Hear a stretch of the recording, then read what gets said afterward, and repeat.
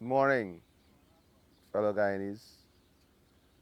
This morning, I know many of you may be up on your morning exercise, but this morning I wanted to spend some time with you going through the half year report and for us to examine the successes, some of the challenges we overcame in the first half of the year, and how we're working towards overcoming some of these challenges as we continue to build an economy that is strong, diversified, functional, highly integrated, and one that is being developed, nurtured, and oiled to bring prosperity to the homes of every Guyanese.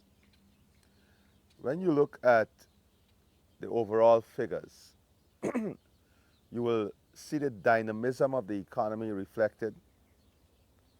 You will see some of the very challenges we've been talking about reflected in the numbers. For example, when you look at construction, you will see the difficulty we have with finding workers by the growth and expansion in this sector itself. It is also important to note that for some of these sectors, we are entering a phase where the investments from the private and public sector is going to be ramped up even further.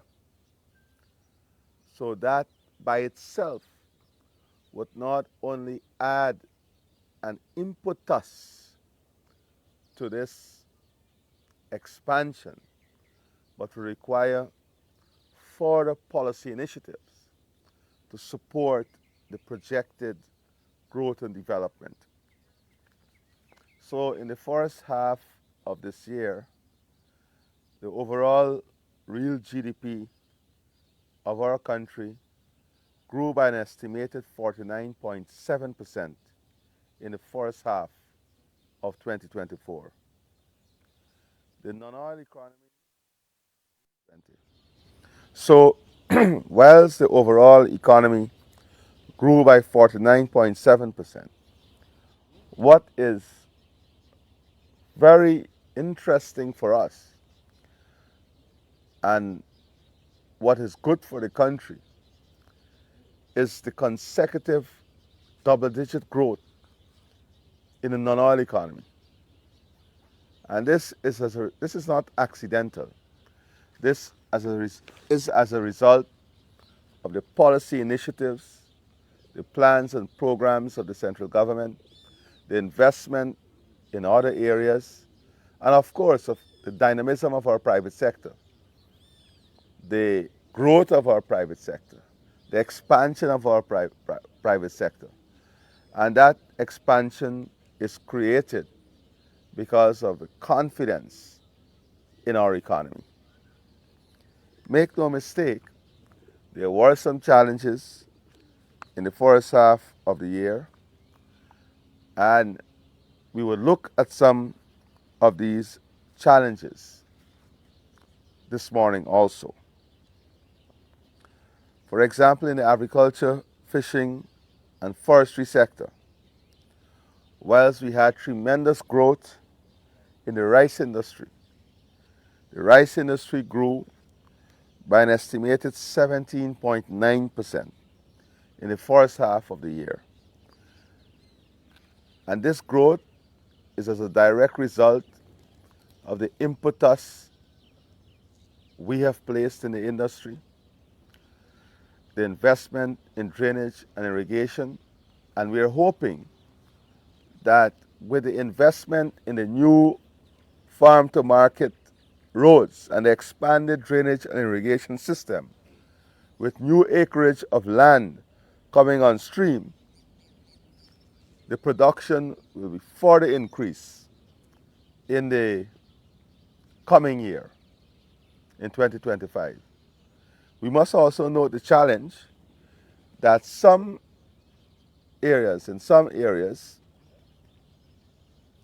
we have seen rice farmers converting their land for other commercial activities.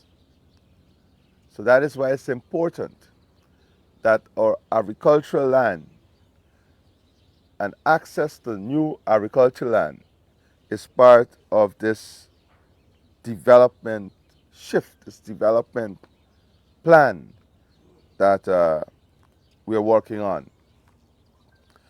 If you look at the sugar industry, on the other hand, when we came back in office, we had greatest job of not only reinvesting in the sugar industry, rebuilding factories, but more importantly, clearing back forested lands that were once in cultivation, that became forested, rebuilding the entire drainage and irrigation system, rebuilding dams, rebuilding the infrastructure, rehiring thousands of workers. We had that responsibility because of the neglect, because of what we inherited when, in a callous way, the APNU AFC government shut the industry down. So in the first half of this year, not only did we have the issue of the drought that affected the growth of cane in the fields, and it's cane in the fields that is translated into sugar, but also the period of regrowth, the period of having new production ready for the factories. So as a result of that, and the challenges with the weather, we had in the first half of the year a 60% contraction in the sugar industry. However, when we look at what is projected in the second crop of this year, and that crop is ongoing now, and we have seen the improvement in the second crop, and this is because of the investment we have made. We now have, for example, 43% of all the sugar industry cultivation is now mechanized, and Gaisuku has once again begun planting sugarcane at Skeldon alongside the continued planting at Rose Hall and Albion. So we are hoping and projecting that in this second crop there will be an enormous bounce back from this contraction in the first half of the year, the first crop in the year. And this expansion would continue into the first crop of 2025. All things being equal, and that is the weather and other conditions being held at constant. At the moment, in this industry, we have 12 Cuban specialists and 7 technical persons are expected from India who are specialized in mechanization, field management, agro management, and crop management. These technical people will be embedded in the management system to support the further mechanization and transformation of the industry. So as you can see, we are not only addressing the challenges in a theoretical manner, we are taking practical steps at every level to ensure the success of every industry. The poultry sector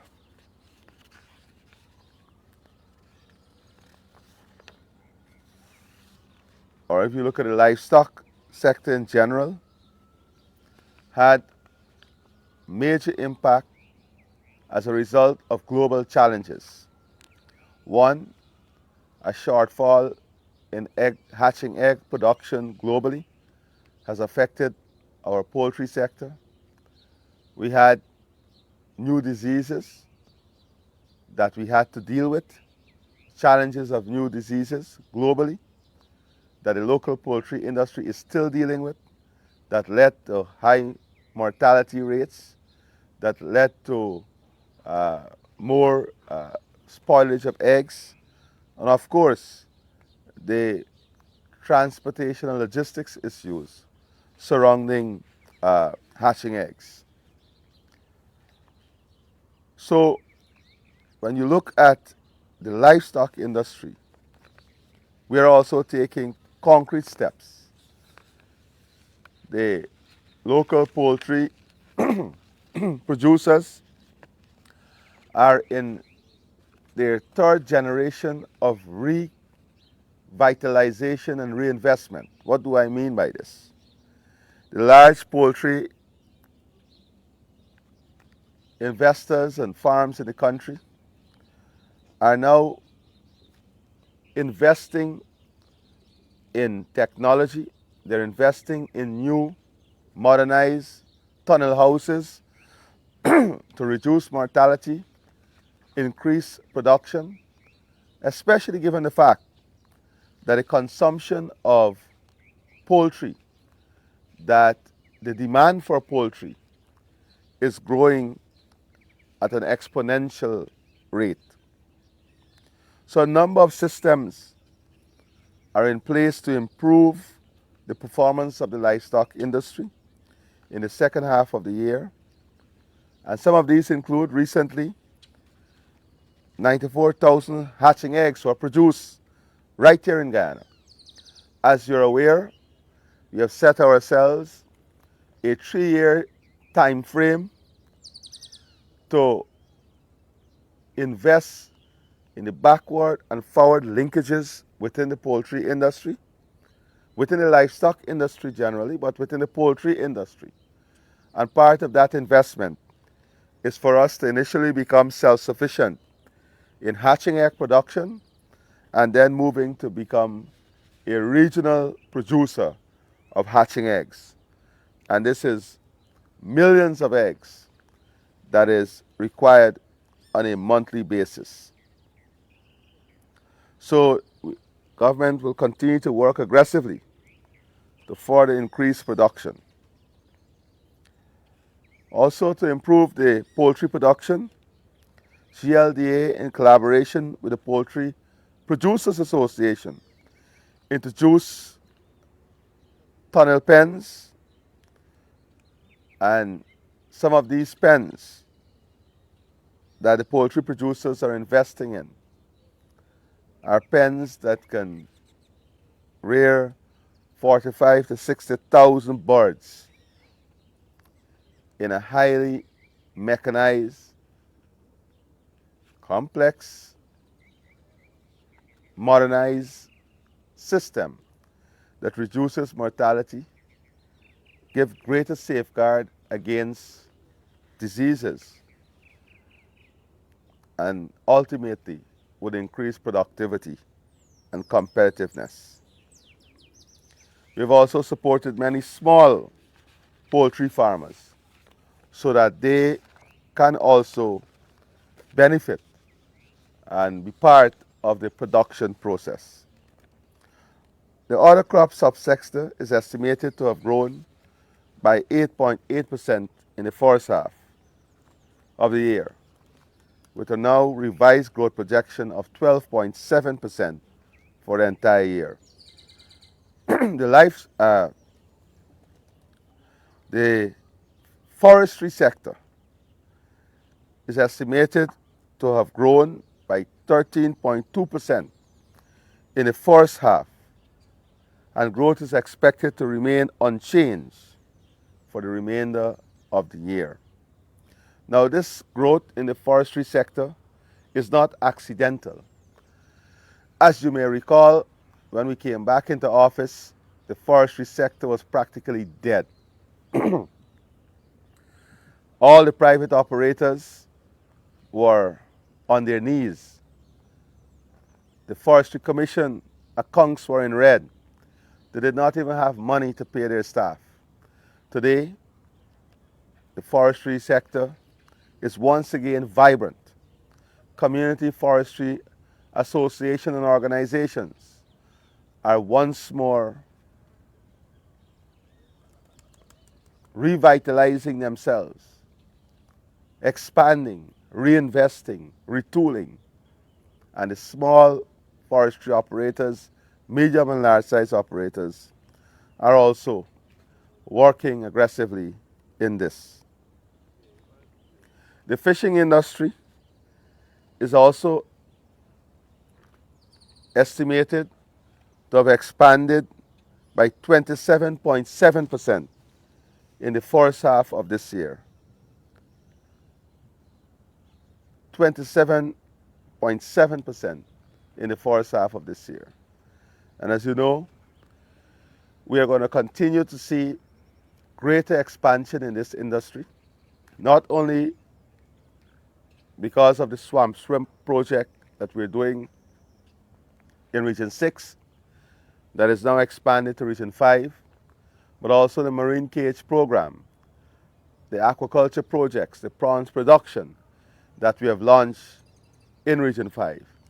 All of this will start to add to the production numbers and increase in productivity as we face the challenges and uncertainties that our fisherfolk face at sea, sometimes with low catches and changing patterns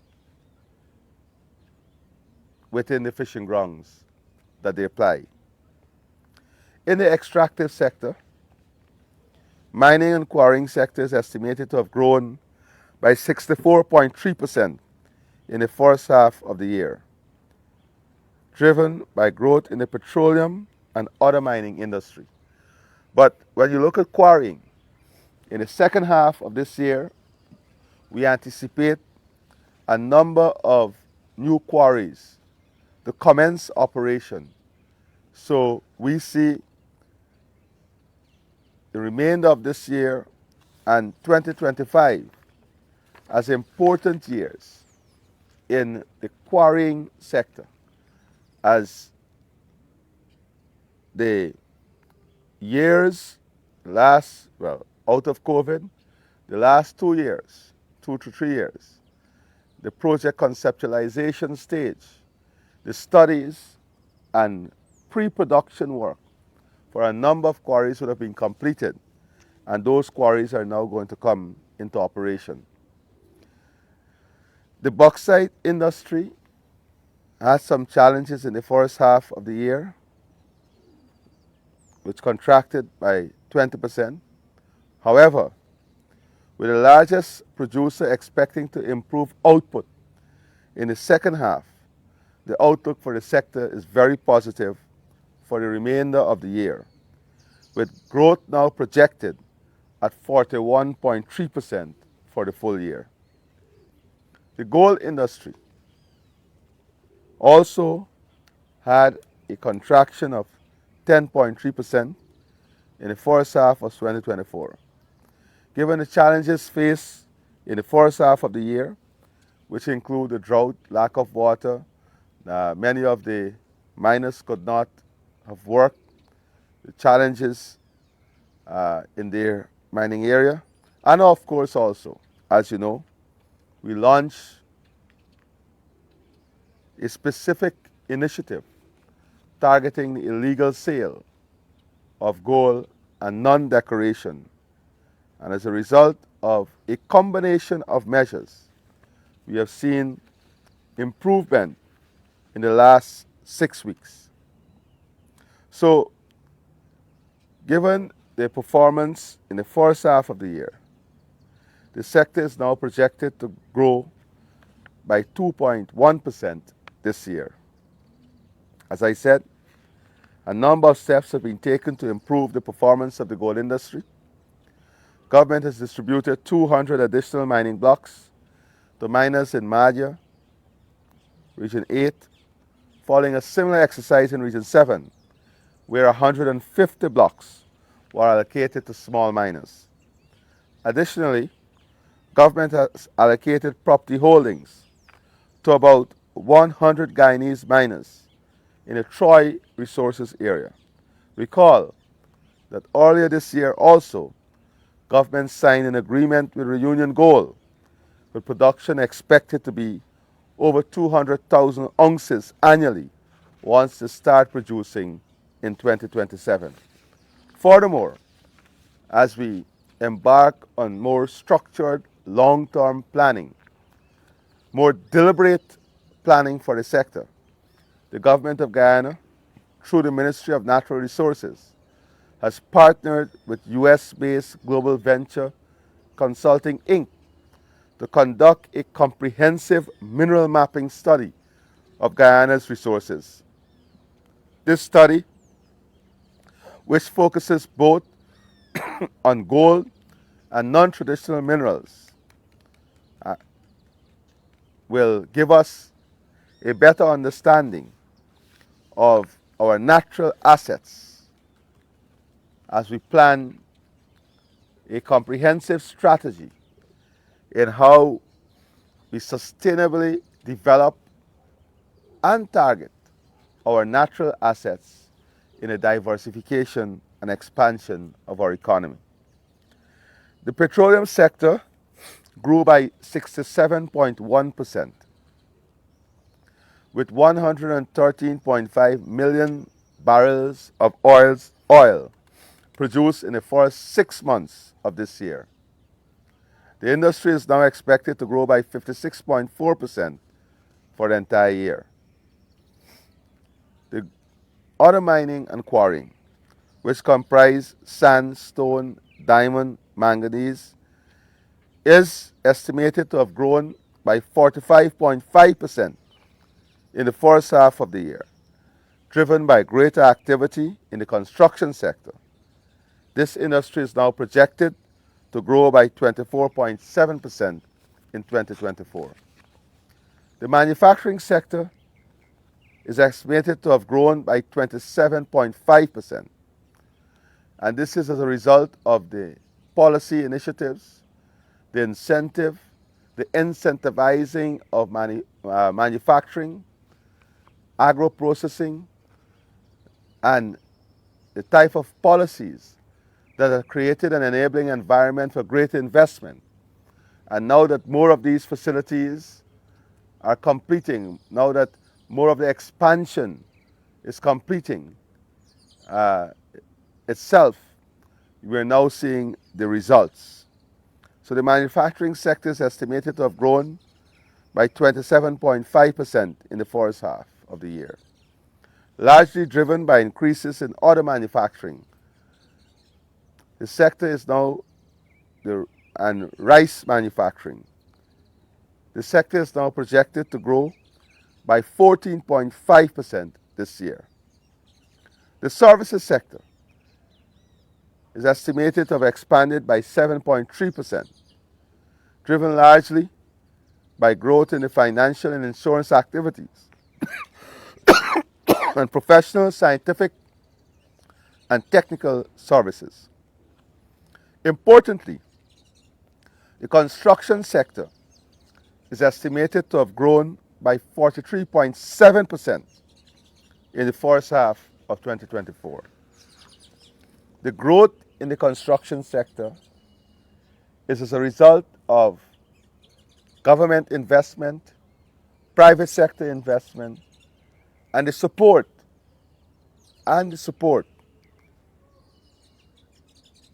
of the policies that we have created. For example, housing, the lowering of interest rate in housing to about 3.8%, in some cases reducing by 4 to 5 percentage points, 3 percentage points. For high income loans, 4 percentage points, and the expansion in the housing drive. All of this is resulting in more persons acquiring land, more persons building their homes, and all of this has contributed to the enormous growth in the construction sector. If you look at our balance of payment, The overall balance of payment recorded a deficit of US $184.6 million at the end of the first half of 2024. The current account recorded a surplus of a surplus in the first half of 2024. Total export earnings grew by 68.7% at the end of June of 2024, largely in account of higher earnings from crude oil exports, which amounted to 9.4 million US dollars in the first half of the year. Non-oil export earning increased by 23.4% in the first half of this year. Earning from rice and gold expanded by 24.7 and 12.2 million US dollars respectively. Total import payments declined over the review period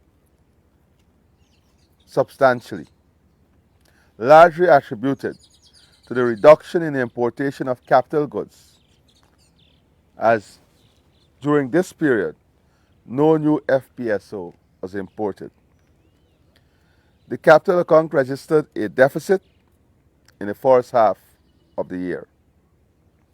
Domestic credit at the end of the first half of 2024, net domestic credit, and this is important, stood at $773.1 billion, 20% higher than the level at the end of 2023. Total credit to the private sector grew by 9% from $376.1 billion at the end of December 2023 to $410 billion at the end of June 2024. So you can see the expansion of the continued expansion of the private sector, the growth of the private sector, and the greater investment that is being made in the private sector. Credit to households, and this, when one speaks about the smaller man, they too would have experienced positive results. Credit to household rose by 6.8%. 6.8%. Notably, a growth in lending for the purchase of motor cars of 11.6%. And this tells you about the prosperity project, prosperity at every home. More young people are now owning cars. And that is because the propensity to spend, the income, the propensity to save, the ability to own new assets, all of that is improving on a daily basis. Then when you look at credit to business enterprises, there was a notable growth in lending for services, agriculture, and mining and quarrying. So the confidence in 2019, the confidence in lending for agriculture, servicing, mining and quarrying was so low. It was out of the window because no one had a confidence in these sectors. As a result of the policies, as a result of the intervention, as a result of government commitment to these sectors, what we have seen is notable increases in the lending to these sectors. Services, 11.5%, agriculture, 12.3%, and mining and quarrying, 29.3%. Real estate mortgages expanded also by 9%. On the inflation side, consumer prices rose by 1.6% when compared with the end of 2023 position.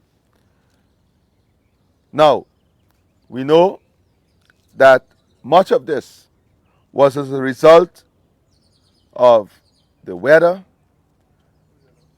which directly affected the supply side of fruits and vegetables, and also would have led to some increase in the price for fruits, food products, vegetables, and so on. The 12-month inflation rate stood at 4% at the end of June and is now projected to be 3.2% for 2024. So as you can see, the investment and the policies of government are all leading to an economy that is stable, an economy that is well diversified, and in morning, morning. What's going on? Everything good? Morning, morning, morning. Oh yeah, Lord. Yeah. Y'all exercising? I come in and join y'all just now. Everything good?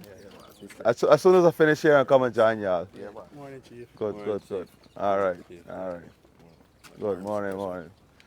What happened? I thought you gonna play. No, we already win. All right, good. Everything good? Yeah, man. Yes, yes, You're yes. early. Y'all early too? Good, good. Everything good? Yes, yes. Good. Listen, the footballers, I gotta meet the footballers because of the they they gotta go to Martinique, right? Yeah, River. And there's some challenges I heard Flights and for the flights Yeah. and with resources. Yeah. So I told Charles to meet with the team because we want to support the team fully and give you all everything to make sure you all qualify. Appreciate it. So during the course of the weekend or in the new week, we'll meet with the footballers, All right, right? Chief. Thank you. All right, great. Y'all enjoy the weekend. Sorry about that, viewers, but our young men actively involved in fitness, sports. Very happy to see them out here. More persons, more of our young Guyanese, older Guyanese. We want you to utilize the recreational facilities as we work together on becoming healthier as a people and as a nation.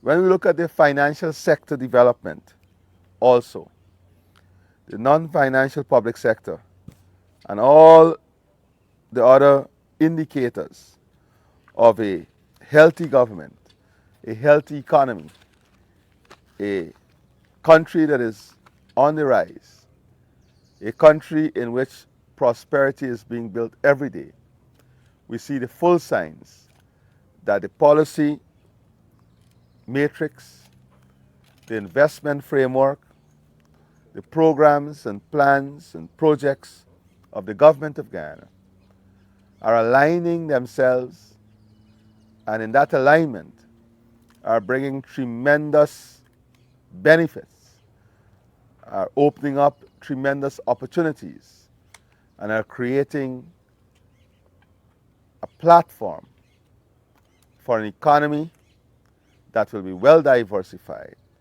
an economy that would ensure the one Guyana that we are building is built on prosperity, and every home will and must enjoy that prosperity.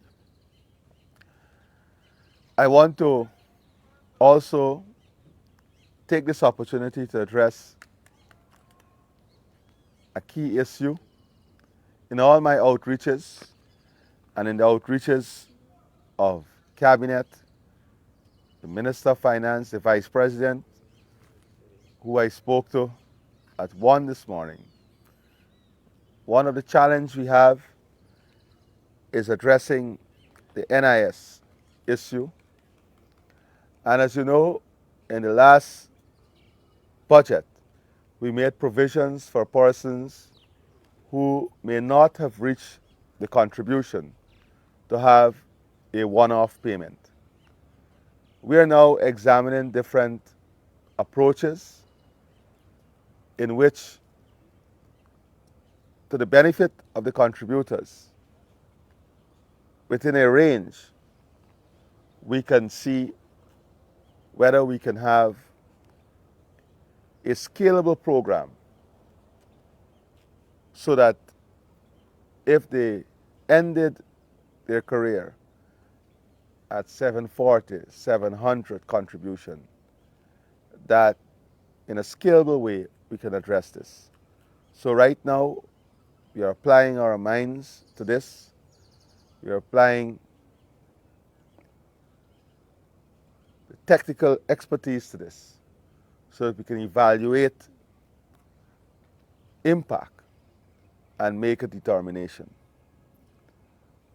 Also, as we look at increasing the household ability to become food secure and the household ability to be part of the investment program in food security, we are looking at different measures, different initiatives that we will want to pursue in addressing this at household level.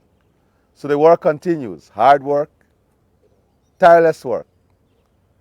But like this morning, with the rising sun, there is rising hope.